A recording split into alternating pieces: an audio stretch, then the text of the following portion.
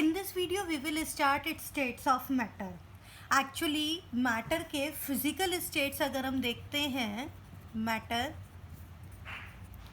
physical states. So these are solid, liquid and gases. We know about these three phases. अब solid state भी पूरा का पूरा एक लेसन है, बट वो क्लास 12th में है. गैसियस स्टेट अभी हम पढ़ने वाले हैं 11th में ही. Liquid state in form of solution आप केमिस्ट्री में पढ़ोगे 12th स्टैंडर्ड में, और rest liquid state you will studied in physics. तो अब हम स्टार्ट करने वाले हैं, गैसियस फेज स्टार्ट करेंगे, बट उससे पहले थोड़ा सा इंट्रोडक्शन देखते हैं. हमें पता है water that is indicated as H2O and it can exist in all form, solid, liquid and gases. अब ये कैसे पॉसिबल है कि एक ही सब्सटेंस तीनों फॉर्म में एग्जिस्ट कर रहा है?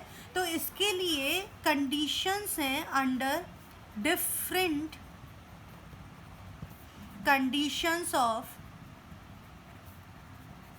Temperature and pressure. अगर हम प्रेशर और टेम्परेचर की कंडीशंस डिफरेंट कर देते हैं तो पार्टिकुलर सब्सटेंस डिफरेंट स्टेट में एग्जिस्ट कर सकता है. अगर वाटर को लो टेम्परेचर पर देखते हैं, it can solidify into ice. High temperature करते हैं तो it can evaporate into gaseous form, और इंटरमीडिएट टेम्परेचर पर it exist as liquid form. It means we can say that at changing the temperature we can convert H2O in all the three states. Pressure तो generally atmospheric pressure ही रखा जाता है. तो it means we can say that any substance can exist in all the form by changing the pressure and temperature. Now, phase transformation means solid convert into the liquid or liquid convert into the gases and vice versa. ये phase transformation किस पर depend करता है? It depend upon the two factors, and these two factors are opposite factors. First one is the intermolecular force, and this is combining tendency. It shows the combining tendency, and another factor is thermal energy. It shows the escaping tendency. Look at these. This phase transformation depend upon magnitude of two opposite factors, and these factors are intermolecular force, it is known as combining tendency, thermal energy, escaping tendency. It means intermolecular force का मतलब क्या हुआ? Molecules के mid intermolecular force increase होना means molecules का combine होना. Okay. Thermal energy बढ़ना means वो मॉलिक्यूल्स में वाइब्रेशन इंक्रीज होंगे, उनकी एनर्जी इंक्रीज होगी. It means they can leave the surface. It means we can say that escaping tendency increases.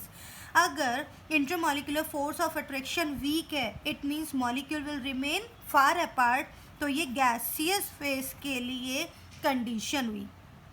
Thermal energy highest, again these molecules are far apart, it means same condition for the gas.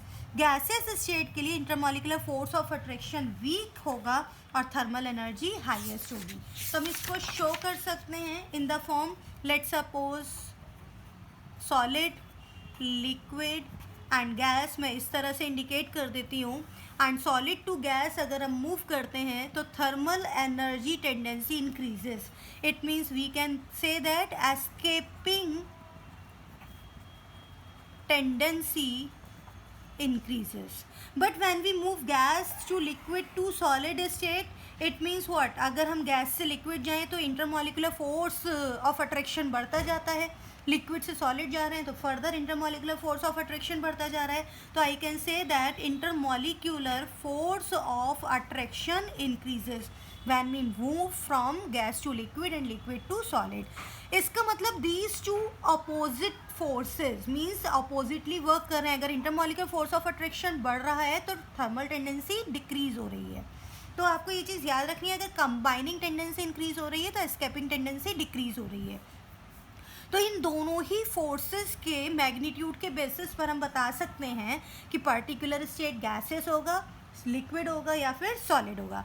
Look at this. If thermal energy is higher than intermolecular force of attraction means escaping tendency high है, तो state होना चाहिए gas. Intermolecular force of attraction high है, it's mean combining tendency high है, तो होना चाहिए solid. और अगर ये दोनों अप्रॉक्सीमेट सेम है तो होना चाहिए लिक्विड. तो इन दोनों ही फोर्सेस ऑफ अट्रैक्शन के बेसिस पर हम बता सकते हैं की फेस क्या हो सकती है। Now let's start gaseous state. अब गैसियस स्टेट स्टार्ट करने से पहले कुछ मेजरमेंट आप लोगों को पता होना चाहिए, उसके बाद स्टार्ट करते हैं लॉज। तो firstly we came to know about mass. देखिए सपोज मैंने कहा अभी हम गैसियस स्टेट की बात कर रहे हैं तो हम गैस के मास की बात कर रहे हैं। Suppose I have a cylinder but it is empty. अगर ये एम्प्टी सिलेंडर है तो यहाँ पर कुछ गैस ही नहीं है, इसका मतलब मैंने मान लिया it's 10 kg। Empty cylinder weight is 10 kg, लेकिन इसमें हमने गैस फिल कर दी। लेट्स सपोज हमने फिल कर दिया nitrogen gas. Now its weight is 10.8 kg। Can I measure the weight of nitrogen? Exactly I can measure. तो वेट ऑफ नाइट्रोजन क्या होगा? W becomes what? 10.8 kg minus 10 kg, right. हम मैं gas जो field है cylinder उसमें से empty cylinder के मास को रिड्यूस कर देती हूँ तो मुझे क्या मिल रहा है? Mass of the N2 gas और mass of any gas that is filled. अब अगर मोल्स चाहिए तो मुझे मोल्स के लिए भी फॉर्मूला पता है। Moles equals to what? Moles equals to given mass over molar mass. तो मैं मोल्स निकाल सकती हूँ। मुझे गैस का यहाँ से मास तो पता लग गया कितना मास फिल्ड है, और मोलर मास क्या होता है नाइट्रोजन गैस का वो भी पता है। तो मैं मोल्स फाइंड आउट कर सकती हूँ जो हमें यहाँ पर मोल्स की रिक्वायरमेंट होगी। तो moles formula is given mass of gas over molar mass of gas. So this formula you have to remember, जब न्यूमेरिकल प्रॉब्लम्स करेंगे तब भी हमें ज़रूरत होगी। Now come to the next property, it is the volume. अब volume क्या होता है? मैंने बोला कि वॉल्यूम ऑफ गैस किस पर डिपेंड करेगा?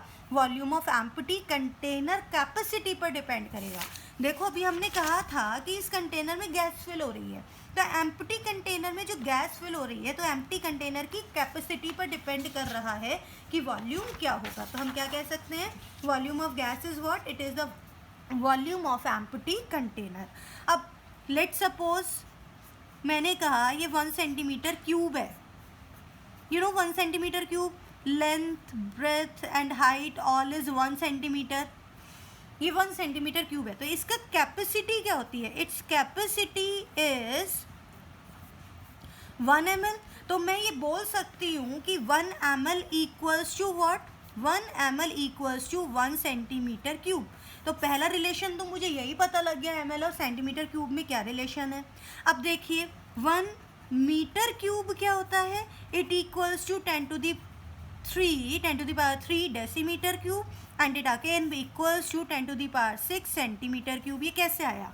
देखिए 1 मीटर मैं यही बता देती हूँ, 1 मीटर इक्वल्स टू होते हैं 10 डेसीमीटर, बट मैंने लिया है 1 मीटर क्यूब तो मुझे क्या लेना पड़ेगा? 10 decimetre cube and it comes out to be 10 to the power 3 decimetre cube.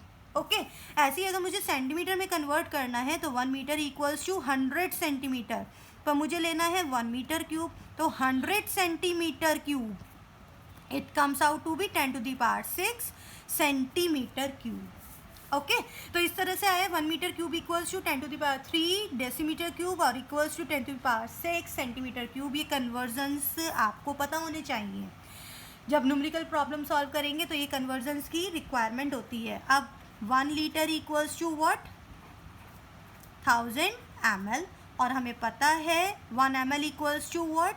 1 centimetre cube. मैं इसको 10 to the power 3 भी लिख सकती हूँ, 10 to the power 3 ml और 10 to the power 3 centimetre cube. एक ही बात है, ml को हम कैसे कर सकते हैं रिप्लेस? सेंटीमीटर क्यूब से। तो 1 litre equals to 10 to the power 3 centimetre cube और 1 डेसीमीटर क्यूब और 10 to the power -3 metre cube. तो हमें ये पता होना चाहिए 1 litre equals to 10 to the power 3 centimetre cube और 1 डेसीमीटर क्यूब और 10 to the power -3 metre cube. तो ये रिलेशंस अच्छे से पता होना चाहिए। तो वॉल्यूम फाइंड आउट करने के लिए इन रिलेशंस के बारे में पता होना चाहिए। Now come to the next, it is the pressure. Pressure क्या होता है? Pressure is force over area और हम प्रेशर के लिए यूनिट लेते हैं। MKS में यूनिट होती है न्यूटन पर मीटर स्क्वायर और CGS में यूनिट होती है डाइन्स पर centimetre square.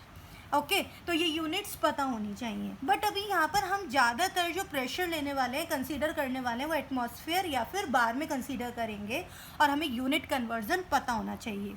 We must know that 1 atmosphere equals to 76 centimetre और 1 एटमॉस्फेयर इक्वल्स टू 760 mmHg। मतलब HG स्केल पर 760 मिलीमीटर तक होता है, या फिर हम बोल सकते हैं 1 एटमॉस्फेयर इक्वल्स टू 760 टॉर। ये भी पता होना चाहिए। अगर मुझे 1 एटमॉस्फेयर इक्वल्स टू बार निकालना है तो इट इक्वल्स टू 1.01325 बार, और अगर मुझे पास्कल में कन्वर्ट करना है तो 1 एटमॉस्फेयर इक्वल्स टू 101,325 पास्कल, और हम कह सकते हैं न्यूटन पर मीटर स्क्वायर।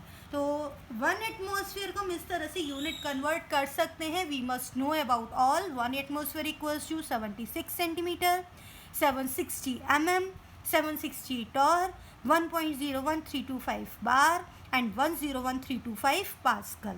अब ये तो हमने एटमॉस्फेयर को कन्वर्ट किया। अगर मैं बार को कन्वर्ट करती हूँ तब 1 बार इक्वल्स टू 75 सेंटीमीटर, या 1 atmosphere equals to 76 centimetre, but 1 bar equals to 75 centimetre. 750 mm, 750 torr, so easy. Okay और 0.987 एटमॉस्फेयर, अगेन इजी, 0.987 है ना, कितना इजी सा यूनिट है। और 10⁵ पास्कल, और हम कह सकते हैं न्यूटन पर मीटर स्क्वायर। तो ये सारे यूनिट कन्वर्जन्स पता होना चाहिए। न्यूमेरिकल प्रॉब्लम्स में इन यूनिट कन्वर्जन की नीड पड़ती है या पूछ लिया जाता है, ऐसे भी पूछ लिया जाता है, तो यूनिट कन्वर्जन पता होना चाहिए। Now temperature can be measured degree Celsius, degree Fahrenheit and kelvin. अब इनका इंटर कन्वर्जन पता होना चाहिए। केल्विन स्केल पर अगर हमें देखना है, निकालना है, तो डिग्री सेल्सियस प्लस 273.15 कर देते हैं। ये तो सभी को बहुत अच्छे से याद होगा। डिग्री फ़ारेनहाइट पर निकालना है तो 9/5 डिग्री सेल्सियस प्लस 32, ये फॉर्मूला यूज़ कर लिया जाता है। और डिग्री सेल्सियस निकालना है, डिग्री फ़ारेनहाइट गिवन है, तो 5/9 डिग्री फ़ारेनहाइट माइनस 32, ये फॉर्मूला यूज़ करके हम टेम्परेचर को इंटरचेंज कर सकते हैं। तो अभी तो हमने जाना मेज़रमेंट। अब इन मेज़रमेंट की हेल्प से हम करने वाले हैं आगे न्यूमेरिकल प्रॉब्लम्स। अब गैसियस लॉज करेंगे, Boyle's law, Charles law, boils law से स्टार्ट करने वाले हैं। और न्यूमेरिकल प्रॉब्लम्स में इन यूनिट्स की बहुत ज़रूरत पड़ती है। तो आज हमने किया इंट्रोडक्शन, और इंट्रोडक्शन के बाद नेक्स्ट वीडियो में स्टार्ट करते हैं बॉयल्स लॉ से। Till then good bye.